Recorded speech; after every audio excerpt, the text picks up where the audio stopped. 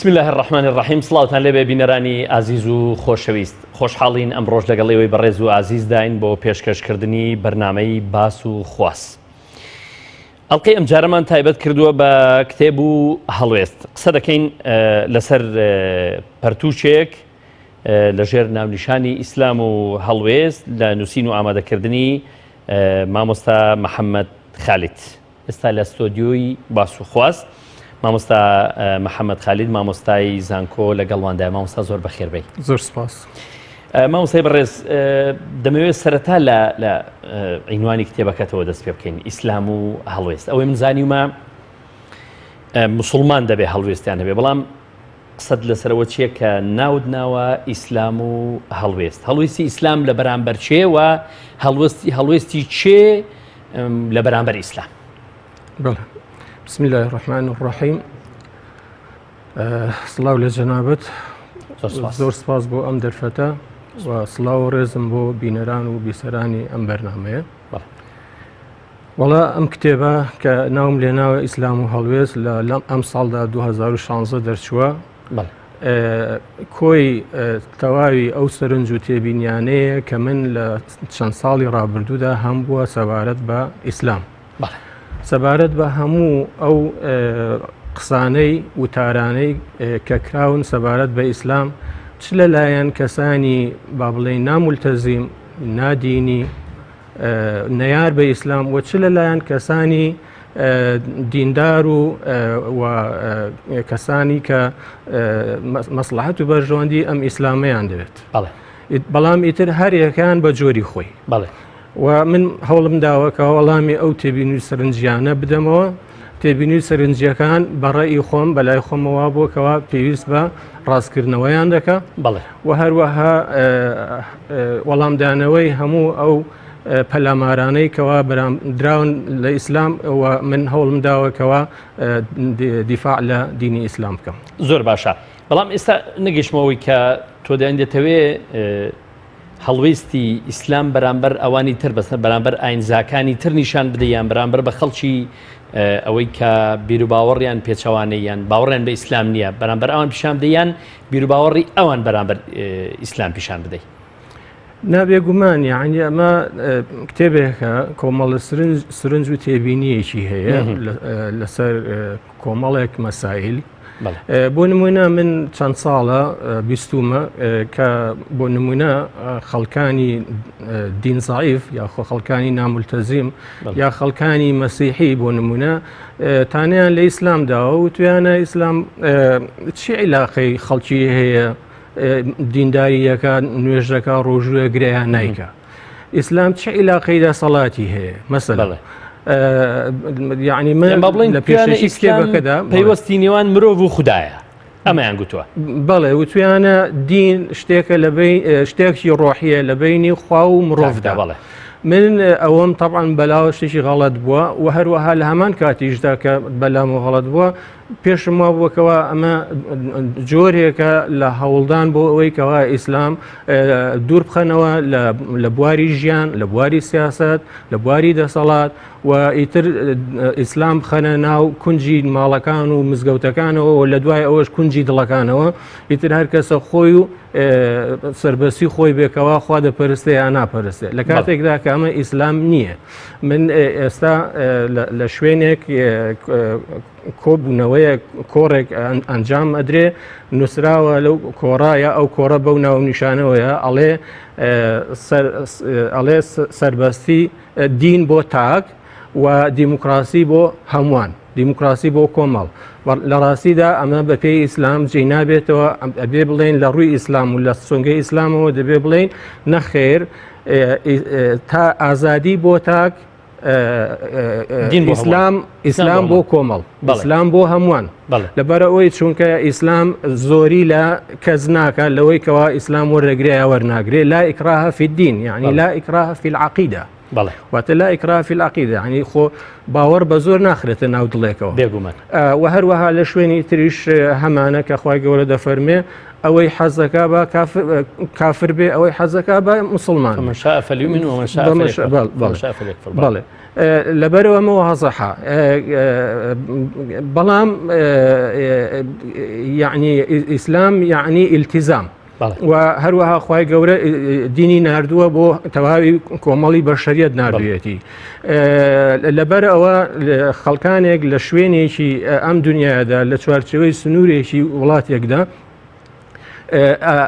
ئەم دینە وەردەگرن و پراکتیزەیەکەن و لە ژیانی ڕۆژانەیاندا ئەم هەڵسو کەوتانەی کە ئیسلام داوای لێکردوون ئەبێ ڕەنگداتەوە بێ ڕەنگداتەوە. زۆر باشە مامۆستا تۆ لە بەشێک لە کتێبەکەت دەڵێی ئەم کتێبە کتێبی ئیسلام و هەڵوێست هەڵبەت دەمەوێت بینەرانی ئازیز و خۆشەویستیش ئەم کتێبە ببینن. لەم کتێبەدا دەڵێ ئەم کتێبە کتێبێکی شەرعی نییە کە ڕای فقهیتان ڕای فقهی لەسەر بابەتەکان بدا. دەڵێی ناوەڕۆکەکەی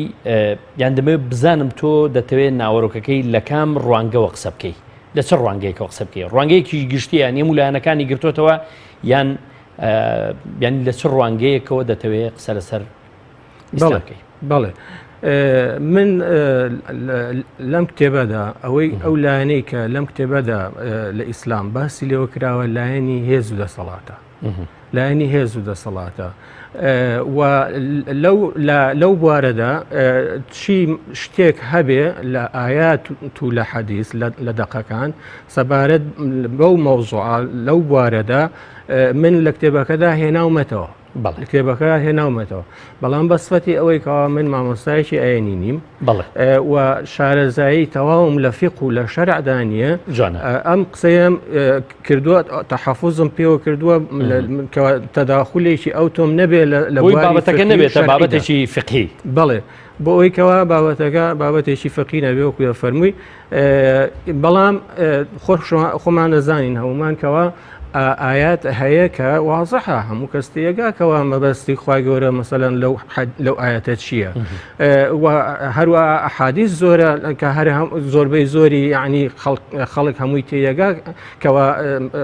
ئەو حەدیثە سەبارەت بە چییە و مەبەست و نیاز و مەقسەدی ئەو حەدیثە چییە لەبەرەوە یعنی ئەمەمانەوە نییە لە کاتێکدا کە من ئەو قسەیم کردومانەوە نییە کەوا من بە هیچ جۆرێ بۆم نییە وەکو کەسێک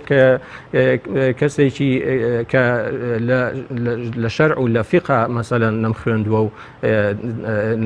شارەزای تەواو نییە دەرنەچوو مانای ئەوە نییەکەوە من بە هیچ جۆرێ لی نزیک نەبمەوە جوانە بەڵام دەمەوێنی دەتەوێت بڵێ یان بە شێوەیەکی گشتی باسی ئیسلام دەکەی؟ بەڵێ بە شێوەیەکی گشتی یعنی باسم کردووە بە تایبەتی بەو شێوەیە مەبەستم لە گشتێکەش ئەوەیە کە ئەڵێم لە ئەلفەوە بۆیە یاخۆم ئەڵێم لە سەرەتای ئیسلامەوە بۆ خلافەت مەبەستم لەوەیە یعنی ئیسلام لە ڕووی ئەوەوە کەوە لە کەسێکەوە کە ئەویش پێغەمبەری خوا صلی الله علیه وسلم چۆن گەیشت بە خلافەت لەو ماوەیەدا ئیسلام چۆن تێپەڕی بە چی قۆناغێکدا چۆن هێنای چۆن هەتاوەکو گەیشتە لە کۆتاییدا گەیشتە هێز و دەسەڵات لەوەیە ئەم ڕێگایە ڕوون بکرێتەوە بۆ مسلمانان کەوا ئێمەش چی بکەین بۆ ئەوە زۆر باشە لە شوێنێک لە پێشەچەکەیدا باز دەکەی دەڵێی ئەم کتێبە کتێبی ئیسلام و هەڵوێست هەوڵێکە بۆ دەرخستنی ئیسلام لەسەر هەڵدانیەوە تا خلافەت بۆ ینی فترەیەکی مێژوویت هەڵبژاردووە ینی لە ئیسلامەوە تاوەکو ئیسلام لەسەر هەڵدانیەوە تاوەکو خلافەت بۆ تەنها ئەو قۆناغە مێژوویت باس کردووە یعنی دوای خلافەتت باز نەکردووە نا من مەباستم لێرە ئەوەیە ینی ئیسلام لەو ماوەیەدا تەکمیلە بووە ئیسلام لەو ماوەیەدا تەکمیلە بووە بسم الله الرحمن الرحيم اليوم أكملت لكم دينكم وأتممت عليكم نعمتي ورضيت لكم الإسلام دينا کە خوای گەورە بە گەورەی خۆی ڕازی بووە بەوەی کەوا ناوی ئەم دینە بنێ ئیسلام لەبەر ئەوەی چونکە داوای هەر شتێکی لێکردن ئەنجامیاندا داوای لێکردن دەست لە پەرستی هەڵبگرن وتیان بەڵێ داوای لێکردن نوێژ بکەن وتیان سەمیعنا وەطەعنا داوای لێکردن ڕۆژوو بکرن فەرمویان سەمیعنا وەطەعنا داوای لێکردن جیهاد بکەن فەرمووی سەمیعنا وەطەعنا ئیتر هیچ شتێک نەما خوای گەورە داوایان لێ نەکا ئەوان ئەنجامی نەدەن لەبەر ئەوە خی گەورە ئەم دینەی ناونا ئیسلام بۆ ئەوان فەرمووی ڕازیم بەم دینە کە ناوی بنێم ئیسلام بۆ ئێوە دیارە هەمومان دەزانین ئیسلام یعنی ملکەچی بەڵێ بەڵێ اینجا کە من لە سەرەتای ڕیسالەوە باس دەکەم هەتاوەکو دەوڵەتی پێغەمبەری خوا صلی الله علیه وسلم هەتاوەکو خلافەت مەبەستم لەوەیە عنی لەو فترەیەدا ئیسلام کۆتایی پێ تەواو بووە ینی تەکمیلە بووە ئیتر هەر کەسێک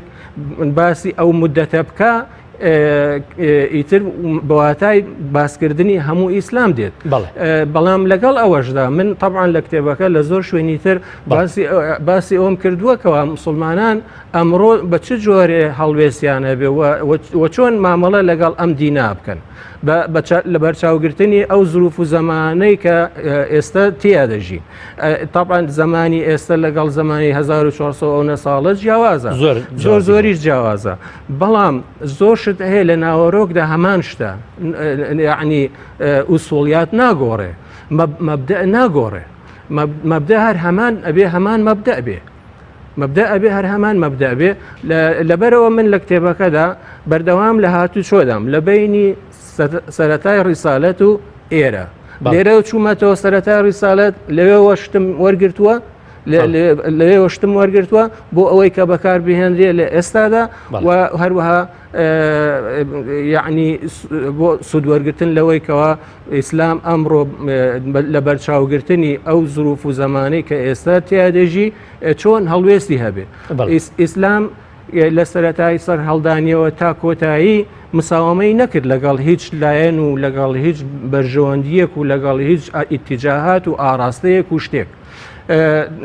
بتپەرستەکانی مەکە داوایان لە پێغەمبەری خوا کرد صلی الله علیه وسلم کە ماوەیەک ئەوان بێنە سەر بتپەرستی ماوەیەکیش ئەوان بێنە سەر ئیسلام خی گەورە ئاەتی ناردە خوارەوە فەرمووی لەکم دینەکم وەلیە دین فەرمووی لەکم دینەکم وەلیە دین ینی پێیان بڵێ ئەی محەممەد صلی الله علیه وسلم ئێوە دینێکتانەیە منیش دینێکی تری جیاواز یعنی ناکرێ ئەم دوو دینە تێکەڵ بکرێن بە یەک ممکن نییە من دینێکم هەیە ئێوە دینێکی ترتان هەیە ممکن نییە من ماوەیە بێمە سەردینی ئێوەش ماوەیە بێنە سەردینی من لەبەرەوەی چونکە هیچمان ڕاز ناکەین لەگەڵ یەکتر زۆر باشە مامۆستا لە شوێنێکی تر باسی ئەوە دەکەی ویستی بەڕێستا دیارە لە چوارچەوەی ئەم پەردووکەدا ئیسلام و هەڵوێست قسەیەکی جیاواز بکرێ سەبارەت بە هەڵوێستی ئیسلام بۆ قۆناغە جیاوازەکان دەکرێت بزانین ئەو جیاوازانی تۆ لەم کارتدا لەم پەرتووکەدا لەم کتێبەدا هەوڵت بۆ داوان کام جیاوازیانن واللهی ئیتر ئەم قسەیەم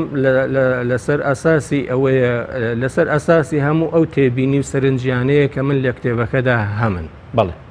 کە من لە کتێبەکەدا هەمن ئیتر ئەوە بە لەبار چاوگرتنی ئەو هەڵوێستانە من ئەو قسەیەم کردووە یعنی من وتومەکەوە بەر لە هەموو شتێک کە مسلمانان تەنها بە باس و خواسی تاعەت و نوێژ و عیبادەت و چاکە و خێر و حەسەنات و قوربانی کردوونە ئەو شتانەوە هەر لەگەڵ ئەوانە خەریک نەبن یعنی جیاوازەکەی بەڕێستان قسەکردنەکەەوەیە کە لە عیبادەت تاچیەکان بیبەنە دەرێ لە عیبادەت تاچیەکان بۆ ممارەسە و بۆ دەسەڵات و بۆ لایەنی کردداری بێ زۆر تەواوە بەڵێ بەڵام یعنی ئەوەش لە ڕووی هێز پەیداکردن و دەسەڵات پەیداکردن ئەجینا خۆ یعنی ئێمە من یعنی وەکو خۆم دەتوانم یعنی لێرەدا مەوەیەکەوە دینی ئیسلام ئەگەر ڕاست بێ دروست بێ بکەم بە دوو بەشەوە بەشێکیان بریتە لە هەموو ئەو جم و جۆڵ و نەشات و چالایکی و کار و کردەوە و قسە و بیر و بۆچوون و شتانەی کە هەیە لە ئیسلامدا کە خۆی دەبینێتەوە لە نوێژ و تاعەت و کردەوەی چاک و خێر و حەسەنات و قوربانیدان و ڕۆژ و گرتن و حەج و خۆ ئەوانە هەر هەمویان طبعاً بەشی هەرە زۆریان زۆربەی زۆریان تەنها پەیوەندی نییە بە شەخصەوە بەڵکە پەیوەندی هەیە بە کۆمەڵیشەوە پابندبوونی تاک بۆ خۆشببختی کۆمەلگا بڵێ کەم عیبادەت هەیە کە تەنها پەیوەندی بە تاکەوە هەبێ زۆربەی هەرە زۆری عیبادەتەکان پەیوەندیان بە کۆمەڵەوە هەیە بە خەڵکەوە هەیە بە هەمووانەوە هەیە بەڵام هەموو ئەو شتانە دەخلێکیان بە دەسەڵاتەوە نییە دەخلێکیان بە پەیداکردنی هێزەوە نییە یعنی دیقەت دەفەرمووی کە دەخلێکی ئەو تویان بە دەسەڵات پەیداکردن و بە ئەوە نییەکەوە مسلمانان ئەمڕۆ هەوڵ بدەن وەکو هەموو خەڵکانێکی تری سەڕووی ئەم زەویە دەسەڵاتێکیان هەبێ لەبەر ئەوە یعنی مەبەستی من لێرەدا ئەوەیە کە لەو قەواهینە دەرچین لەو چوارچێوەیە دەرچین بیریش لەوە بکەینەوە کەوا ئیسلام تەنها هەر ئەوەندە نییە بەڵکە ئیسلام زمانێک دەسەڵاتی هەبووە و ئەمە لە ڕاستیدا تەنها 100 ساڵێک دەبێتەوە ئیسلام بێ دەسەڵات زۆر باشە مامۆستا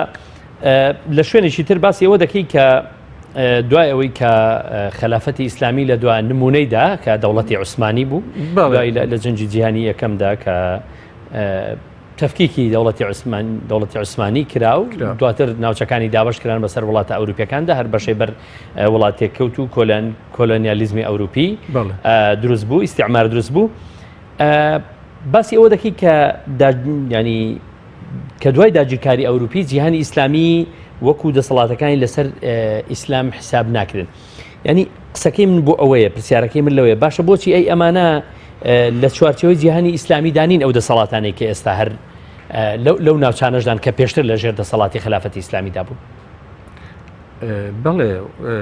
مەبەستم وەکو عێراق دەڵێ وەکو لیبیا دەڵێ وەکو فەڵەستین دەڵێ وەکو هەموو وڵاتانە بەڵکو میسر دەڵێ هەر وڵاتێکی تر بڵێ مەبەست لەوەیە ئەم ئەنزیمانە نوێنەرایەتی ئیسلام ناکەن نوێنەرایەتی مسلمان ناکەن بەڵام قسەکە لەوەی دای خۆ ئێمە ئێستا بۆ خۆشمان بەڵام لە چوارچێوە ئەو ئەنزیمانەدا و لە چوارچێوە وڵاتانەدا دەژین بەڵێ وای بەڵێ بەڵام نەمزانی مەبەستی جەنابەت مەبەستەکەی من مامۆستا باسی ئەوە دەکەی کە دوای داگیرکاری ئەوەی دوای داگیرکاری ئەوروپی جیهانی ئیسلامی وەکو جیهانی ئیسلامی دەسەڵاتەکانی نابێت لەسەر ئیسلام حسێب بکرێت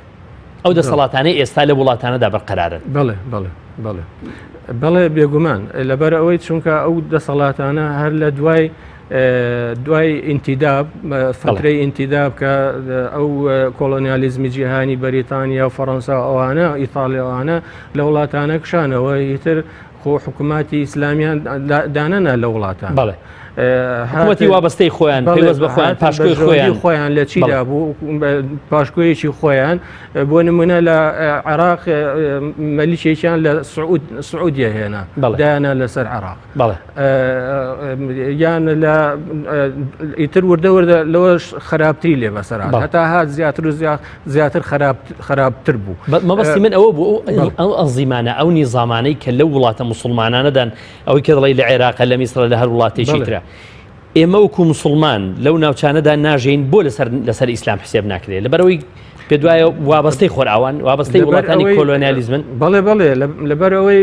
کە من لە وڵاتێک لە وڵاتانە ژیم وەکو هاوڵاتیەکی بێدەسەڵات کە هیچ شتێک هێز و دەسەڵاتێکم نییە دانیشتم تەنها عیبادەتی خوا دەکەم نوێژ و ڕۆژوو دەگرم ئەمە هیچی پێ ناڵێن من با هەر لە وڵاتێکی ئاوا مەسەلەن مسلمان بم مهم ئەوەیە کەوا هێز و دەسەڵاتەکە سەر بەکوێیە هێز و دەسەڵاتەکە چییە کە بە مروری زەمن بە درێژایی مێژوو لە ماوەی ئەو سە ساڵەدا سەردەمی قەومی بووە دوای شوعی بووە دوای دیموکراسی بووە دوای ئەلمانی بووە دوای نازام چی بووە خۆ هیچ کامێکیان هەرتەنانەت وەکو بە ناوی ئیسلامیان لە خۆیان نەناوە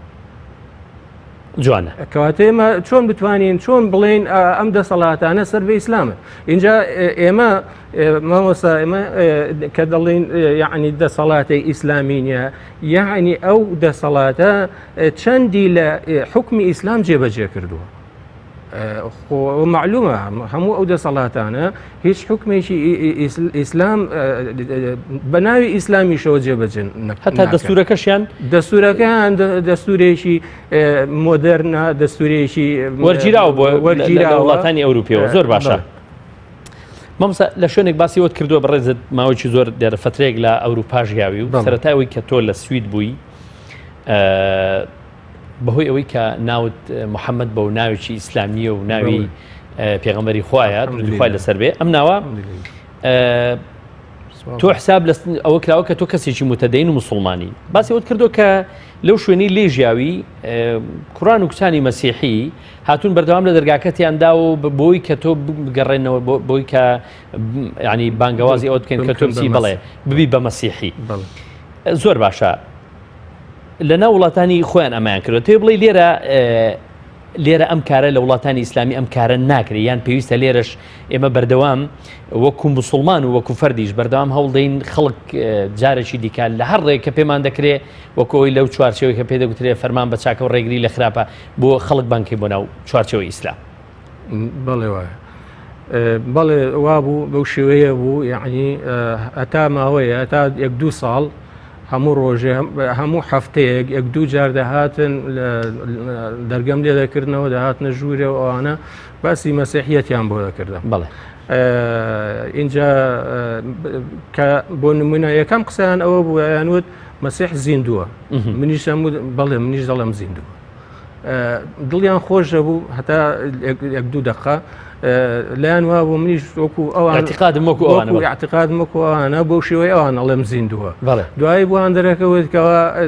ئەو زیندوەیەک من باسی دەکەم لەوەی ئەوان جیاوازە بەڵێ ئیتر هەوڵیان دەدا زۆریش هەوڵیاندا بەڵام کەزانیان من شخصێکم معلوماتم لەوان زیاتر هەیە نەک هەر لەسەر ئیسلام بەڵکە لەسەر دینی مەسیحی و لەسەر حەزرەتی مەسیح خۆشی لەبەرەوەی تر وازیان هێنا بەڵێ لەبەرەوەی تر وازیان مەبەستمەوەیە تۆ لەوێدا باز دەکەی ئەمان ئەم کارە دەکەن پێویستانی گەنج و لاو و خەڵکی مسلمانیش بەردەوام هەم لە وڵاتی خۆی و لە دەروی وڵاتی خۆشی بەردەوام بەم کارە هەستێ بەڵێ بێگومان ئەوان لە ناو مرکزی لە ناو شەقی دیموکراسیدا ئەوە ئیشیانە بەو شێوەیەن و نەکار لە ناو وڵاتەکانی خۆیاندا هەمومان دەزانین کەەوە چۆن لە کوردستاندا چەندەها ڕێکخراوی مەسیحی و تەبشیری هەیە و چالاکن و ئیش دەکەن و لەوانەیە لە زۆر لە مسلمانان بە دوو بەرامبەر و سێ بەرامبەر چالاکتر بن بۆ دینەکەی خۆیان بەداخەوەی ئێمە کە بەو جۆرە نین بەڕاستی یعنی خۆ چی دەبێ هەر لانی کەم هیچ نەبێ ئەوەندەی کە لە توانای مسلماندایە با نەچێ بە لایانی سیاست و بات نەچێ بە لایانی سیاست و ئەوانەدا با عیلاقەی بەو لایەنەوە نەبێ بەڵام خولانی کەم ئەتوانێت ئامۆژگاری کەسێ بکات لەسەرەوەی کە نوێش بکە کە لەسەرەوەی کە بۆ بەڕۆژوونیە لەسەر ئەوە کە کار و کردەوەکانی جوانتر بکە یعنی خۆ هیچ نەبێ ئەوە دەکرێت و لێرەدا پێویستیش ناکات لە کەس بترسێ جا و مەسلەی ترسە وابزانم ئێمە زۆر جار کردومانە بە فۆبیایە یان لەسەر خۆمان بەڕاستی یعنی ئێمە ئەوەندە باسی ترس و ئەوە خۆمان ترساندووە بەشێکی زۆری خۆمان دروستمان کردووە ئەجینا خۆی بەو شێوەیەش نییە لە ڕاستیدا یعنی خۆ زۆربەی جارەکان زۆر لە جارەکان هیچی خراپی لە بەدواوە نییە بڵێ لە بەرامبەردا هیچ ناکرێت بەڵام ئەوە ئێمەین کە بیۆریمان کەمە بیۆریمان کەمە بەداخەوە یعنی زۆر باشە مامۆستا لە بەشێک لە کتێبەکەتدا کتێبی ئیسلام و هەڵوێست هەوڵت داوە بەراوردی ئیسلام کەی لەگەڵ دیموکراسی و لەگەڵ سیکۆلاریزم و تەعالمانی و لەگەڵ کۆمۆنیزم و لەگەڵ ئەوەکانی تریشدا بیر و فکرەکانی تریشدا بەڵام چۆن دەتەوێت ئەم بەراوردکاریە بکەی ینی پێ وایە هەموو ئەمانە ئەوی کە پێی دەگوتێت دیموکراسی ئەوی کە پێ دەگوتێت عەلمانی هەموومانە ڕەت بکەیەوە یان پێ وایە کە دەبێت سوودێکی ئەوان وەربژیرێت وەڵاهی بۆ مەسەلەی سوود وەرگرتن یعنی بیرم لێ نەکرێتەوە بەو شێوەیە بەڵام بە هەر حاڵ یعنی من تەنها ڕاستیەکانم بەرچاو خستووە بۆ نمونە لە باسی دیموکراسیدا وتومەکەوە ئێمە پێویستە لە دیموکراسی وەکو بیرۆکە و دیموکراسی وەکو ئامراز لێک جیا بکەینەوە دیموکراسی وەکو بیرۆکە وەکو بڕوا لە ئیسلامدا مەرفوزە لە دیموکراسیدا مرۆڤ بەرەڵای ڕاهایە، یعنی سربەستە بە شێوەیەکی ڕاها، هیچ چوارچێوەیەکی نییە، مکلف نییە بە هیچ، مکلف نییە بە هیچ. بەڵام لە ئیسلامدا طبعاً هەموو تاشێک مکلفە بەوەی کەوا خوا بپەرستێ، خوا بناسێ، خوا بناسێ. لەوەدا طبعاً ناکرێ ئێمە بڵێن دیموکراسیمان دەوێت، یان کە بڵێن دیموکراسیمان دەوێت یعنی ئێمە مانای وایە ئێمە هانی خەڵک لە ڕووی اعتیقادەوە، بەڵام لە ڕووی ئالیەت و ئالیەتی کارکردن بۆ کۆمەلگا دیموکراسی شتی جوانی هەیە. بەڵام لە ڕووی ئالیەتەوە ئامرازی هەڵبژاردننی دەسەڵات لەلایەن گەلەوە ئەوەی تر هەڵبژاردن هەیە، لەوەشدا بەڕاستی دیموکراسی هەڵبژاردن تەنها مڵکی دیموکراسی نییە، بەڵکە مڵکی زۆر بیر و ڕاو ڕێباز و بۆچوونەکانی تریشە، فەلسەفە و دینەکانی تریشە، تەنانەتی شوعیەتیشە. کاتی خۆی کەش ینی شوعیەت هەبوو، ئێستاش طبعاً لەسەر پاشماوەی شوعەتی کۆن بەردەوامی هەیە تا ڕادێ. بەڵام ئەگەر تەنانەت باسی ڕابردووش بکەین لە ناو شوعیەتە، یعنی بە هەڵبژاردن مەسەلەن ئەو هینە ڕائیدە ئەو ڕێبەرە هەڵبژێردراوە بۆ هینی سۆڤێت. بەڵام ئەگەر بینە سەر ئیسلام، ئەوە هەر زۆر واضحە کەوا لە ئیسلامدا شوڕا هەیە، بە هەڵبژاردن خەلیفەکانی ڕاشیدین بە هەڵبژاردن هاتوونەتە سەر حکوم دانراون، و هین هەیە یعنی کەڵێ شوڕا هەیە، یعنی مەجلیسی شوڕا هەیە، یعنی کۆمەڵی خەڵک هەیە، کۆمەڵە کەسانی دڵسۆزی دینداری زانا و حەکیم هەیە کە لەو ئەنجومەنەدا بەشداری دەکەن بۆ بەڕێوەبردننی کاروباری دەوڵەت. ئەمە بە پێی ئیسلام طبعاً پێی دەڵێن ئەنجومەنی شوڕا یا پێڵێن شوڕا، لە مقابلی چییە؟ لە مقابلی پەرلەمانە، کە دەتوانین بڵێن لە مقابلی پەرلەمانە. اینجا لە زمانی خولەفای ڕاشیدیندا یەکەم نەوەدا، یەکەم جەنەرەیشندا کە حەزرەتی ئەبوو بەکرە، عومەرە، عوسمانە، عەلیە، تەڵحەیە، زوبێرە، ئەوانی ترە سەلامی خۆیان لێبێ، ئەمانە بەردەوام لە دەوری پێغەمبەری خوادا شەو ڕۆژیان بەسەر بردووە. هەر ئەوان لە هەموو کەسانێکی تری کە لە دواییدا مسلمان بوونە یاخو هاتوون مسلمان بوونە لەسەر پێغەمبەر صلی الله علیه و سلم دوایی کابرا چوێتەوە بۆ مەنتیقەکەی خۆی، خەریکی ژیان و کەسابەتی خۆی بووە. ئەوان لەکوێ و شخصێکی وا لەکوێ دەکرێت من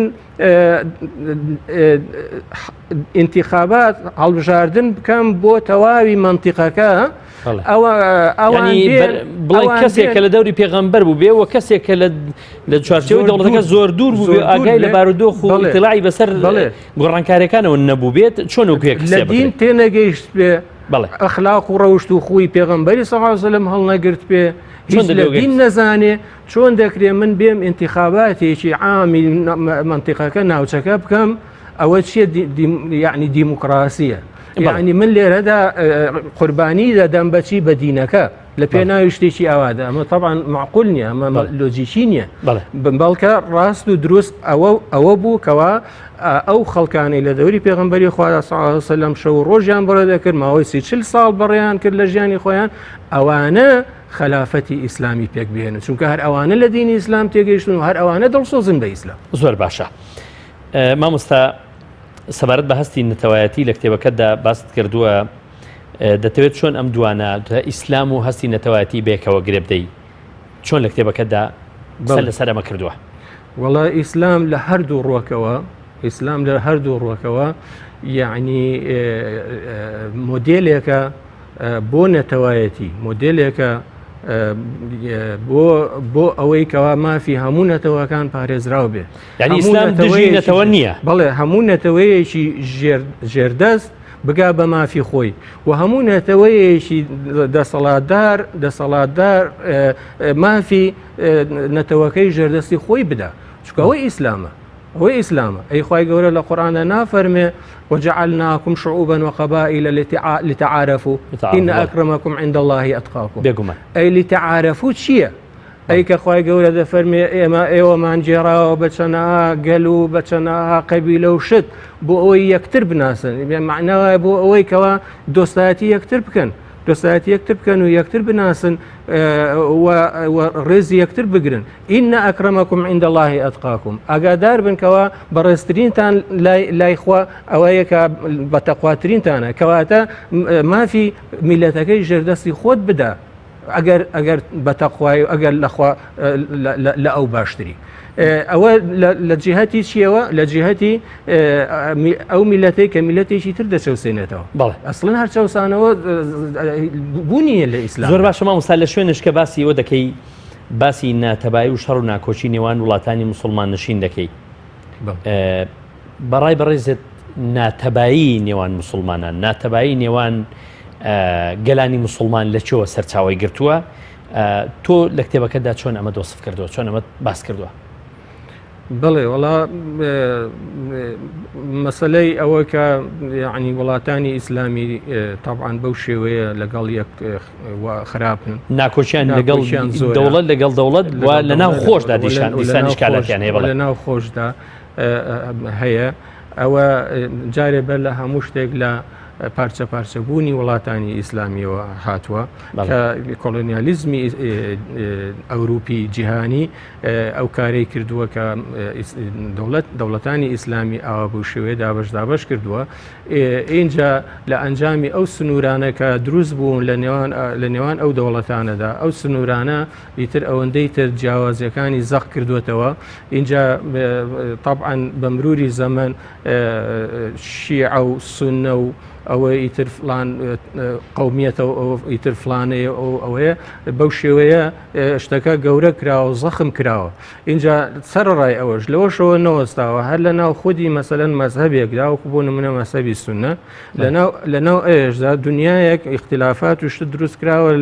لە فرق و تەوائف دروست کراوە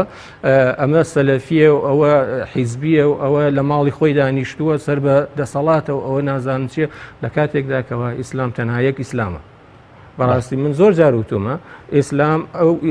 ئیسلام تەنها یەک ئیسلامە و تا ئەو شوێنەش ئیسلامی ڕاستەقینەیە کە گەیشتوتە سەر ئیمامی عەلی گەیشتوتە سەر ئیمامی عەلی و با بڵێن حەزرەتی حەسەن و حوسێنیش ئیتر لە دوای ئەوانەوە ئیتر ئیسلام بەو شێوەیە ڕاستە دروستە نەمایەوە. بەڵێ زۆر باشە مامۆستا لە بەڕێزان تەورەی بەرنامەکەمان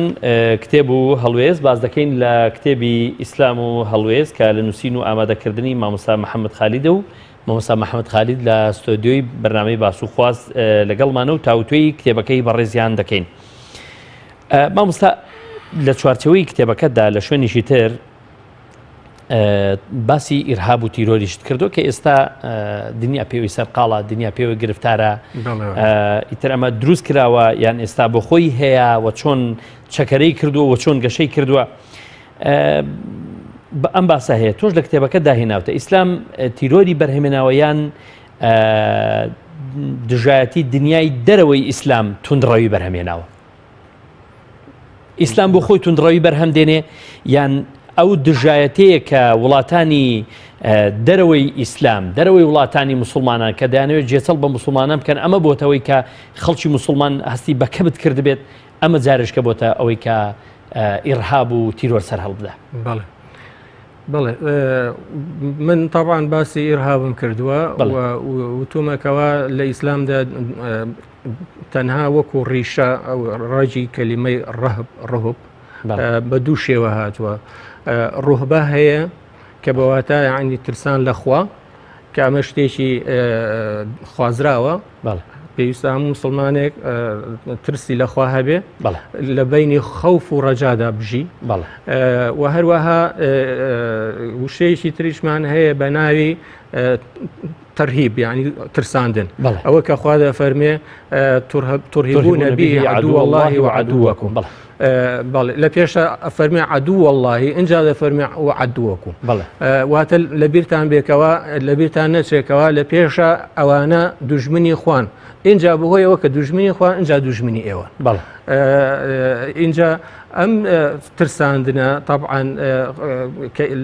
خوای گەورە دەفەرمێ بۆ ئەوەیە کەوا ئیتر ئیسلام یعنی سام و هەیبەتێکی هەبێ و دوژمنانی ئیسلام جێچەڵی پێ نەکەن و پەلاماری نەدەن پەلاماری دەوڵەتێک نەدەن کە تازە دروست بووە زۆر ناسکە زۆر زروفی ناتەواوە بەڵام لە لایشی ترەوە لەشکری دوژمن لەشکری بتپەرستی و کوفر و بێدین یەکجار زۆرن لەبەرەوە خوای گەورە ئەم ئاەتەی فەرمووە بۆ مسلمانان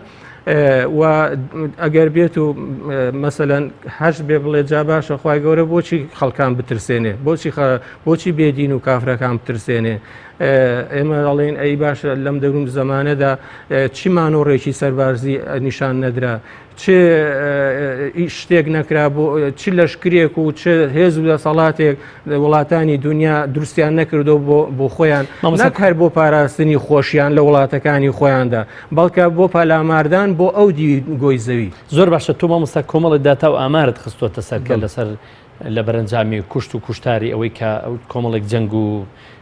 شەڕ ڕووی داوە کە داتا و ئامارەکانیشت باس کردووە لەوێدا بەڵێ باسم کردووە زۆر باشە مامۆستا بەڵام ئەگەر ڕوخسەت هەبێ هەر لەسەر وشەی ئێرهاب تۆزێ قسە بکەم طبعاً من بەتایبەتی لە کۆتایی کتێبەکە چەندین حەدیسی پێغەمبەرم صلی الله علیه وسلم هێناوەتەوە لەسەر ئەوەی کە کاتێک لەشکری ئیسلام چووە بۆ شوێنێک کە پێغەمبەری خوا صلی الله علیه وسلم و دوای ئەویش طبعاً خولەفای ڕاشیدین و هەروەها هەموو ئەمیرەکان هەموو ئومەرای لەشکرەکان قایدی لەشکرەکان هەر هەمویان بەر لەوەی کەوە پەلاماری شوێنێک بدرێ بچن بۆ شوێنێک پێغەمبەری خوا صلی الله علیه وسلم ئامۆژگاری لەشکرەکەی کردووە و لە کۆتایی فەرموویەتی بڕۆن بە ناوی خوا بجەنگن اینجا فەرموویەتی ئێوە یەکەم کەس مەبن لەوەی کەوا شیر دەردەکەن ئێوە یەکەم کەس مەبن لەوەی کەوا شەڕ دەست پێ دەکەن و معلومە بادی نەبن لە شەڕکردنەکە و ئەوە معلومە لە لای هەر هەمومان کەوا چۆن لەشکری ئیسلام کاتێکە چووە بۆ شوێنێک داوای کردووەکەوە ئەو شوێنە ئیسلام ببێ بەڵام ئەوان خۆیان حازر کردووە بۆ شەڕ ئیتر لەشکری ئیسلام وتویانە باشە مادام ئێوە مسلمان نابن ئیسلام قبول ناکەن جەزیە بدەن بەڵام ئەویشیان قبول نەکردووە ئیتر ئەوە بەتایبەتی لە شەڕی مرتەد زۆر شتێکی ڕاستە شەڕی هەڵگەڕاوەکان شوێنێکە لە ناو دەوڵەتی ئیسلامیدا لە ئیسلام هەڵگەڕاوەتەوە ئامادە نیە زەکات بدە زەکاتیش خەلیفەی یەکەم داینا بەوەی کەوە ئیرتادە یعنی هەڵگەڕانەوەی لە ئیسلام لەبەر ئەوە لەشکری دەرکرد بۆیان اینجا داوای لەو خەڵکە کرد کەوە بێنەوە سەر ئیسلام و زەکات بدەن ئەوانیش ڕەفزیان کرد دیارە دوای ئەوە دەبێ ئیسلام چی بکە غیری ئەوە نەبێ بڵێت کەواتە مامۆستا دەتەوێت بڵێ دوا ئیختیاری ئیسلام بەکارهێنانی تونند و تیژیە دوا ئیختیاری ئیسلام بەکارهێنانی تونند و تیژیە لەگەڵ ئەوەشدا ئەو تونند و تیژەش بەرامبەر تەنها بە ئەو کەسانە کراوە قیتال لەگەڵ دەکەن لە مەیدانی شەڕن لە مەیدانی نەک لە ماڵەکانی من عرض دەکەم خەریک بوو ئەوەت عرض بکەنکەوە چۆن لە چەندین حەدیث پێغەمبەر صلی الله علیه وسلم هاتووەکەوە پێغەمبەر صلی الله علیه وسلم تەوسیە کردووە کە ژن و منداڵ نەگوژن پیر نەگوژن دار نەبڕن بینا نەڕوخێنن حیوانات نەگوژن ئیلا مەگەر ئەوەندەی کە بۆ خواردنی خۆیان زەرور و پێویستە حتا کاهینەکان و ئەوانە عیلاقیان نەبێ بەسەریاندا و ئەگەر یەکێک لە مەیدانی شەڕ هەڵهات بێ ئیتر لەشکری ئیسلام بە دوای ئەو کەسە نەکەوتووە وازیان لێ هێناوە وازیان لێ هێناوە هەڵاتەوە بڵێ بەڵام وا بووە کەوا لە هێندێک شەڕدا بووە کەوا لە پشتەوەی لەشکری بێدینەکان کافرەکان بتپەرستەکان ژن و منداڵ هەبووە تەپڵ و زەڕنا دەهۆڵی لێداوە و شعری وتووە بەسەر جەنگاوەرەکاندا شعریان وتووە گۆرانیان وتووە تەشجێعیان کردوون یاخود مەسەلەن بریندارەکانیان تیمار کردووە ئەوەش بە بەشێکدا لەندرێ بەڵام لەگەڵ ئەوەشدا کاتێک کە لەشکری ئیسلام گەیشتۆتە سەر ئەوانە هێشتا لە ناوی نەبردون نەیکوشتون شیری لێڕاز نەکردوونەتەوە نەیکوشتون بەڵام چی لێ کردوون طبعاً بە کۆیلە گرتوونی کەوەش مۆزوعیشی ترە ینی من زۆر حەز دەکەم لەسەر ئەو مۆزوعانە من قەناعەتی تەواوم هەیە کە ئیسلام بە شێوەیەکی زۆر ئینسانانە زۆر بە شێوەیەکی بەڕەحم و دڵسۆزانە چاری هەموو مەسەلەکانی کردووە و زوڵمی لە هیچ شتێک نەکردووە لە هیچ شوێنێکی وڵاتدا. بەڵێ مامۆستا کاتی بەرنامەکەمان ئەوەندەمان نەماوە دەمەوێت مامۆستا باسی ئەوە بکەین لەو بەشەی کە پەیوەندە باسی قۆناغی دەسەڵاتداری دەوڵەتی ئیسلامی دەکەی بەشێک لەوە باسی دەکەی چۆن باسی دەوڵەتی ئیسلامیت کردووە لە چوارچێوی یەک نەتەوە یان فرەپێکاتە و فرەنەتەوەی جیاوازدا باست کردووە. بەڵێ ئەوەی کە مەسەلەن طبعاً مادام من باسی دەسەڵات دەکەم بەڵێ ئەبێ بە جۆرێک لە جۆرەکان باسی ئەوەش بکەم کەوا ئەم دەسەڵاتە لەو دەور و زەمانەدا دەبێت چۆن بێ ئەبێت چۆن بێ ئینجا لەگەڵ ئەوەی کە باسی دەسەڵاتی ئیسلامی دەکرێت لەوانەیە زۆر بەمان خەلافەتمان بێتەوە بیر لەبەرەوەی چووکە لە زمانی زووداوا بوو حتا خلافەتی عوسمانیش کە ئاخی کۆتا خلافەتی با بڵێن ئیسلامی بووە طبعاً ئێمە تێبینی سەرنجمان هەیە لەسەر ئەو جۆرە خلافەتانە ینی جگە لە خلافەتی ڕاشیدین بەڵام بە هەر حاڵ یعنی ئەگەر بێت و بەراوردی ئەوان بکەین لەگەڵ حکووماتی ئەلمانی و قەومی و شوعی و ئەوانەی کە ئێستا لەم سەرمەدا هەیە یەکجار زۆر فەرقیان هەیە ئەوان بەسە و حکمێکی ئیسلامیان غەڵەتیان تیا کردو و ئەنجامیان نەداوە یاخود نەیان زانیوە بەڵام ئەوەی کە ئێستا دەکرێت بە بەرنامەوەیە بە عەقیدەوەیە کەواتە جیاوازەکە یەکجار گەورەیە. اینجا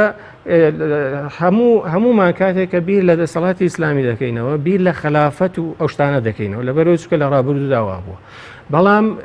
من ناتوانم بزانم ناتوانم ببینم و طبعاً ئەمە خۆشحاڵ دەبم مەمنون دەبم کەوا یەکێک بتوانێت دەقێکم بۆ بێنێ لە شوێنێک کە مەسەلەن بڵێن کە بەپێی ئەو دەقا ئیسلام موجبی دەکا کە دەبێت دەسەڵات لە ئیسلامدا بەو جۆرە بێ کە بووە ئەوەی کە ئەمڕۆ هەیە لە دنیا سەردەمدا بریتە لە کۆمەڵێک دەوڵەت کە ئەو دەوڵەتانە هەمووی سنووری تایبەت بە خۆیان هەیە هەمووی ئەندامە لە ڕێکخراوێکی عالەمی جیهانی گەورە کە 70 ساڵە دروست کراوە لەبەر ئەوە معقول نییە ئێستا من بێم باسی کە باسی دەسەڵات دەکەم باسی خلافەت دروستکردنەوەی خلافەت و هەستانەوەی خلافەت و ئەو شتانە بکەم شتێکی خلافەت بۆ سەردەمێکی دیاری کراوە دەکرێت بۆ کاتێکی تر بێ لە قۆناغێکی زۆر دواتردا بەڵام ناکرێت ئێستا ئێمە بین باسی شتی وا بکەین اینجا نمونەی ئەوروپام هێناوەتەوە کە دوای شەڕی جیهانی دووەم ئەو ئەوروپایەکەوە نەزمانیان هاوبەشە لەگەڵ یەک تەنانەت مێژوویان هاوبەشە لەگەڵ یەک مێژوویشیان ئەگەر هاوبەش بێ هەمووی مێژووی داپڵسێنەر و قیتال و شەڕ و کوشتنە لە بینی یەکترە اینجا دینەکەشیان بیستومەکەوا دینی کاسۆلیکی و دینی پرۆتستان جیاوازیەکەی زۆر زیاترە لە بینی مەذهەبی شیعە و مەذهەبی سوننە ئەوەندە جیاوازن لەگەڵێک بەڵام لەگەڵ ئەوەشدا لە دوای ئەو شەڕی یەکەمی جیهان و شەڕی دووەمی جیهان عاقڵ بوون هاتن چیان کرد ئەوەندەی کە لە توانایاندا هەبوو لە دۆستایەتی دروستکردن لەگەڵ یەکتر و ئەوانە ئەنجامیاندا بۆ نمونە لە سەرەتاوە لە ڕووی بازرگانی و ئەو شتانەوە بوو بازرگانیەکیان لەگەڵ یەک مەسەلەن دوو دەوڵەتی وەکو ئەڵمانیا و فەڕەنسا بازرگانی هاوبەشیان بەیەکەوە دروستکردانە دوای اینجا بوون بە سێ دەوڵەت بوون بە 4 4 دەوڵەت بوون بە 5 دەوڵەت ئیتر دوای گەورە بوو هەتاوەکو ئێستا ئەوەی لە هاتووە کە یعنی لەشکری هاوبەشیان هەیە عملەی هاوبەشیان هەیە سنوور هەر سنوور شتێکی وان نییە سنوور نەماوە هەر زۆر بە ئاسانی من 2013 لە ئەڵمانیا بووم هەر زۆر بە ئاسانی بمیسا چوون بۆ فەڕەنسا و فعلا مامۆستایەکی برادرم هەرچوو بۆ فەڕەنسا زۆر وەکو ئەوە لە شارێکی ئەڵمانیا بچێ بۆ شارێکی تری ئەڵمانیا ئەوە بەو شێوەیە ئەو ئەوروپایە کەش حیسابێکی بۆ نەدەکرا یعنی دەتوێت مامۆستا بڵێ ئەوە بۆ ئەوروپایە کامە دروست بێ کۆمەڵێ وڵات کە مێژووی جیاواز کە ئاین و مەزهەبی جیاوازیان هەیە کە کولتوریان جیاوازە بەیەکەوە دەتوانن هەڵکەن لەژێر چتری ڕێکخراوێکدا دایان ڕێکخراو کە هەر ڕێکخراوە بۆ بوارێکی تایبەت دروستکراوە ئەوە ئیسلام ئەولاترە کە دەتوانێت گەل و نەتەوەکان کۆ بکاتەوە لەژێر چتری خۆیدا هەمان دینمان هەیە بڵێ هەمان مێژومان هەیە بڵێ پێشتر هەموو ئەو وڵاتانە یەک وڵات بووە بڵێ یعنی ئێمە ئەولاترین بەوەیەکەوە بتوانین ئەو کارە بکەین بەڵام ئەوروپا بە ناوی دیموکراسیەوە دەیکە من بە ناوی ئیسلامەوە دەیکەم ئێمەمان مسلمانی ئەوروپا شتێکی دۆزیوەتەوە هاوبەش بۆ هەر هەمویان و پشتێکی باشە کە بریتێ لە دیموکراسی من لەوە باشترم هەیە کە بریتێ لە ئیسلام بەڵام دەبێ بە وریاییەوە بێ نابێتەوە مەسەلەن لە سەرەتاوە بێ لیستێکی درێژ ڕیسپی لە نقاط بڵێن ئێمە ئەوە دەکەین و ئەوە دەکەین و ئەوە دەکەین ئەم جۆرە ڕێککەوتنانە من هیچ سیخەو بڕام پیان نییە لەبەرەوەی چکە هەر لە سەرەتاوە ئەو ڕێککەوتنە مەرجی خۆی داڕشتووە مەرجی خۆی کێشاوە ناکرێ ئینسان ئەو هەموو خاڵانە ڕیس بکە بڵێ ئەمە ئەوە دەکەین ئەوە دەکەین ئەوە ئەەکەین چونکە لە سەرەتاوە لەوانەیە ممکن نەبێ بەڵام کە هاتن لەسەر تەنها چەند خاڵێکی بەسیت کە لە توانایاندا ئەنجامی بدەن ئەگەر لەسەر چەند خاڵێک ڕێکەوتن دوایی وردە خاڵەکانی تریش ئاسان دەبێت بێگومان لە هەمان کاتیشە یعنی با بڵێن دەوڵەتانی زلهێز حیسابێکی ئەوەندە گەورە ناکەن بۆ ئەو ڕێکەوتنە بۆ ئەوی بێن لە ناوی بەرن بۆ ئەوەی بێن موامەڕێ بکەن و لە ناوی بەرن تێشیدا ئەڵێن دوو وڵاتن بازرگانی هاوبەش دەکەن مەسەلەن بینیان خۆشە چ عیلاقەمان هەیە بەڵام ئەگەر بێ لە سەرەتاوە مەسەلەن وەکو عەزم کردی هەم لیستەکە دوور و درێژکەنەوە هەم باسی ئیسلام بکەن بڵێن ئێمە لەسەر ئەساسی ئیسلام ئەبین بە یەک کۆمەڵێ دەوڵەت دروست دەکەین و لە وا دەکەین ئەو کاتە طبعاً موامەڕەی جیهانیش دێتە پێشەوە قبولی ناکەن بەڵێ مامۆستا ئێمە سوپاسی ئامادەبوونی بەڕێزت دەکەین دەستخۆشیشی لێ دەکەین بۆ کتێبەکەت ئیسلام و هەڵوێست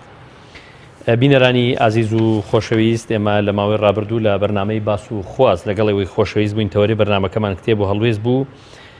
قسەکردنێکی خێرا بوو لەسەر کتێبی ئیسلام و هەڵوێست نووسین و ئامادەکردنی مامۆستا محەممەد خالید مامۆستای زانکۆ کە بە خۆشحاڵەوە لەگەڵمان ئامادەبووی زۆر سواس دەکەین ڕێز و سڵاوی بەختیار عەبدوڵڵا قبوڵ بکەن بەخوای گەورە و میهرەبانتان دەسپێرین تا بەرنامەیەکی دیکەی باس و خواست خواتان لەگەڵ